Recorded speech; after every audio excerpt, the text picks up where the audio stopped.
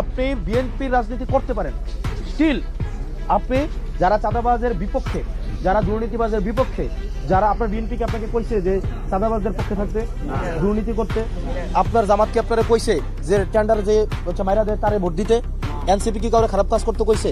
কয় নাই তো। তো যার কারণে আপনি যেই রাজনৈতিক দলই হন না কেন, আবার ভোট দেওয়ার ক্ষেত্রে বিবেচনা করবেন তারা দুর্নীতির বিপক্ষে কিনা, তারা ভারতীয় আগ্রাসন বিরোধিতার বিপক্ষে কিনা, তারা হচ্ছে ধর্মীয় স্বাধীনতার পক্ষে কিনা, সাংস্কৃতিক বিকাশের পক্ষে কিনা, তারা হচ্ছে আগ্রাসন বিরোধিতাকে তারা সমর্থন করে কিনা, তারা সংস্কারকে স্বাগত জানায় কিনা। যদি দেখেন কোন রাজনৈতিক দল এগুলা করে না, তাদেরকে আমার লাল কার্ড দেখাতে হবে। সে যদি এনসিপিও যদি দেখেন দুর্নীতিগ্রস্ত, তাহলে তাকে লাল কার্ড দেখাবেন।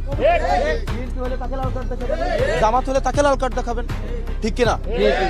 আপনার তো অন্ধভাবে কোনো দল আপনাকে করতে বলে নাই, বলছে আপনি বিএনপির রাজনীতি করতে পারেন, স্টিল আপনি যারা চাঁদাবাজের বিপক্ষে, যারা দুর্নীতিবাজের বিপক্ষে, যারা আপনার বিএনপিকে আপনাকে কইছে যে চাঁদাবাজদের পক্ষে থাকতে, দুর্নীতি করতে, আপনার জামাতকে আপনারা কইছে যে টেন্ডার যে হচ্ছে মাইরা দেয় তারে ভোট দিতে, এনসিপি কি কাউরে খারাপ কাজ করতে কইছে?